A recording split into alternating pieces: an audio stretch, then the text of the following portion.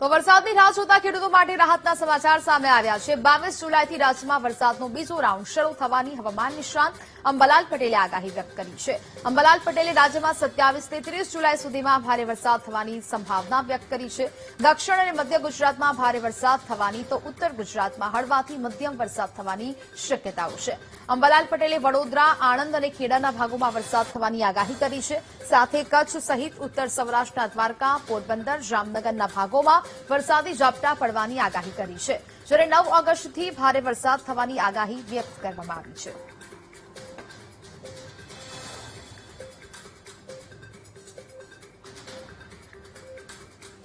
તારીખ 22 થી 30 જુલાઈમાં રાજ્યના ભાગોમાં વરસાદ થવાની શક્યતા છે, જેમાં મધ્ય ગુજરાતના કેટલાક ભાગમાં ભારે વરસાદની ઝાપટા પડી શકે। અમદાવાદ, ગાંધીનગરના ભાગોમાં પણ ભારે વરસાદ ઝાપટા પડી શકે। ઉત્તર ગુજરાતના ભાગોમાં પણ ક્યાંક હળવા ભારે વરસાદની ઝાપટા પડી શકે અને લગભગ સાબરકાંઠાના ભાગો, અરવલ્લીના ભાગો અને પંચમહાલના ભાગોમાં પણ હળવા ભારે વરસાદની ઝાપટા પડવાની શક્યતા રહેશે। કોઈ ભાગમાં ભારે વરસાદ થઈ શકે। કચ્છના ભાગમાં પણ ભારે વરસાદની ઝાપટાની શક્યતા અથવા ભારે વરસાદની શક્યતા રહે। ઉત્તર સૌરાષ્ટ્રના ભાગોમાં પણ વરસાદની શક્યતા રહે। ઉલ્લેખનીય છે કે 24, 25, 26માં મુંબઈ, મહારાષ્ટ્રના ભાગોમાં સારો વરસાદ થવાની શક્યતા છે। 30 જુલાઈ સુધીમાં દક્ષિણ ગુજરાતના ભાગોમાં પણ ભારે વરસાદ થવાની શક્યતા છે અને તારીખ 27 થી 30 જુલાઈમાં દક્ષિણ સૌરાષ્ટ્રના ભાગો, સૌરાષ્ટ્રના ભાગો, પશ્ચિમ સૌરાષ્ટ્રના ભાગો અને ઉત્તર સૌરાષ્ટ્રના ભાગોમાં પણ હાલારમાં, ગોળીબારમાં તેમજ સોરઠમાં પણ સારો વરસાદ થવાની શક્યતા રહેશે। તો વરસાદની રાહ જોતા લોકો માટે હવે સારા સમાચાર છે કે જ્યાં હવે ગુજરાતમાં પણ વિવિધ જગ્યાઓ પર વરસાદની આગાહી વ્યક્ત કરવામાં આવી છે। આખાય ભારતની વાત કરવામાં આવે તો બંગાળની ખાડીમાં જે પ્રકારની સિસ્ટમ સક્રિય થઈ રહી છે તેમાં હવે કેવા પ્રકારનું મોડ્યુલ છે તે સર્જાઈ રહ્યું છે। આગામી સમયમાં કયા કયા રાજ્યોમાં વરસાદ પડી શકે, ખાસ કરીને ગુજરાતમાં કેવા પ્રકારની સ્થિતિ છે તે તમામ વિગતો વેધર રિપોર્ટમાં જાણીશું। સૌથી પહેલા તો જે પ્રકારે આ વરસાદની અલગ અલગ જિલ્લાઓમાં આગાહી વ્યક્ત કરવામાં આવી છે અને જેને જ લઈને વરસાદનો બીજો રાઉન્ડ શરૂ થવાની શક્યતાઓ વ્યક્ત કરવામાં આવી છે। સૌથી પહેલા આ સેટેલાઇટ ઇમેજ જોઈ લે કે જ્યાં કેટલા વાદળો છે તે બંધાઈ રહ્યા છે, જેના ભાગરૂપે વરસાદી વાતાવરણ જોવા મળી શકે। સૌથી પહેલા તો બંગાળની ખાડીમાં જે વાદળો છે તે છવાયેલા જોવા મળી રહ્યા છે। આ તરફ પણ મધ્યપ્રદેશ તરફ પણ આ આખું વાદળો છે તે ઘેરા બની રહ્યા છે। ક્યાંક ગુજરાતમાં પણ અનેક જગ્યાએ વાદળછાયું વાતાવરણ છે તે જોવા મળી રહ્યું છે, એટલે કે ક્યાંક ક્યાંક આ વાદળો છે તે બંધાતા જોવા મળી રહ્યા છે અને તેના ભાગરૂપે વરસાદી વાતાવરણ છે તે 12 એટલા રાજ્યોમાં છે તે સક્રિય થયું છે અને 12 રાજ્યોમાં વરસાદને લઈને એલર્ટ છે તે આપવામાં આવ્યું છે। હવે જે પ્રકારનું આ મોડ્યુલની આપણે વાત કરી, આગામી સમયમાં વરસાદી વાતાવરણ છે તે સર્જાવાનું છે। સૌથી પહેલા તો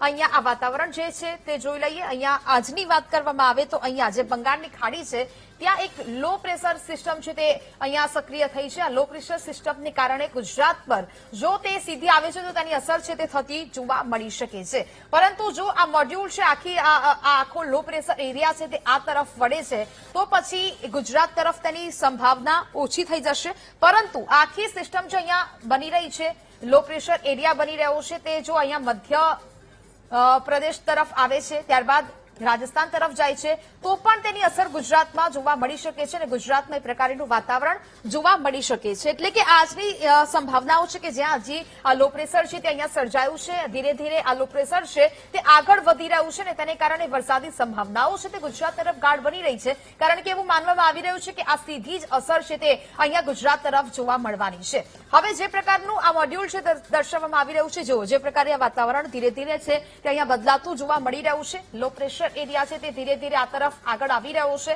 અને હવે તેની સીધી અસર ગુજરાત પર જો થતી જોવા મળે છે તો ભારે વરસાદની સંભાવનાઓ પણ વ્યક્ત કરવામાં આવી છે, એટલે કે ભારે વરસાદ ક્યાંક તો જોવા મળી શકે છે। અલગ અલગ જે મોડ્યુલ દર્શાવી રહ્યા છે તો ક્યાંક એવું માનવામાં આવી રહ્યું છે કે 30 જુલાઈ સુધી આ વરસાદી વાતાવરણ છે તે અહીંયા જોવા મળશે, એટલે કે ભારે વરસાદ થતો જોવા મળશે। બીજું એક મોડ્યુલ એવું દર્શાવી રહ્યું છે કે 27 થી 28 તારીખ સુધીમાં ભારે વરસાદ છે તે ગુજરાતના અનેક જિલ્લાઓમાં વરસી શકે તે પ્રકારનું પણ એક મોડ્યુલ દર્શાવી રહ્યું છે, એટલે કે 2-3 એવા મોડ્યુલ અલગ અલગ હશે કે જે અલગ અલગ તારીખો છે તે દર્શાવી રહ્યા છે, પરંતુ આ સિસ્ટમ લો પ્રેશર એરિયા જે બની રહ્યું છે તે ગુજરાત તરફ આગળ વધતો જોવા મળી રહ્યું છે, જેને કારણે આ વાતાવરણ છે આખું ગાઢ બની રહ્યું છે। જુઓ, આ આખો લો પ્રેશર એરિયા ધીરે ધીરે આગળ આવ્યો 25 તારીખ સુધીનું આ વાતાવરણ છે કે જ્યાં ધીરે ધીરે વરસાદી સંભાવનાઓ ગુજરાત તરફ આગળ વધી રહી છે ને જો આ જ પ્રકારની સ્થિતિ રહેશે, જો પરિવર્તન નહીં થાય એટલે કે પરિબળો નહીં બદલાય, વાતાવરણ નહીં ચેન્જ થાય તો ચોક્કસથી આ સિસ્ટમ છે તે ભારે બનવાની છે,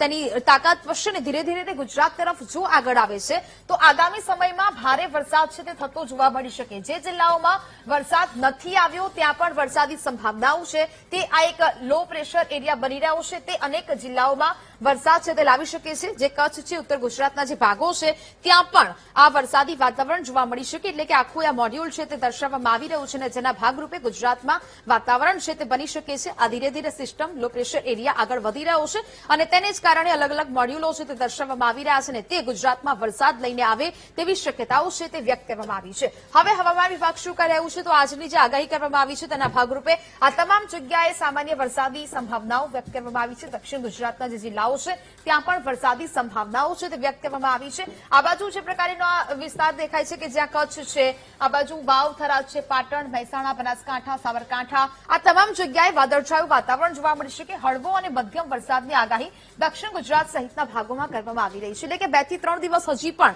આ પ્રકારનું વાતાવરણ છે તે થતું જોવા મળશે અને જેના ભાગરૂપે અલગ અલગ જગ્યાઓ પર વરસાદ થતો જોવા મળી શકે. 25 થી 26 જે તારીખો છે તેને લઈને પણ આગાહી કરવામાં આવી છે કે આગામી સમયમાં ભારે વરસાદ છે તે થતો જોવા મળી શકે છે અને તેના ભાગરૂપે અલગ અલગ જિલ્લાઓમાં ભારે વરસાદ સક્રિય થશે. એટલે કે ચોમાસાનો બીજો રાઉન્ડ છે તે જોવા મળી શકે.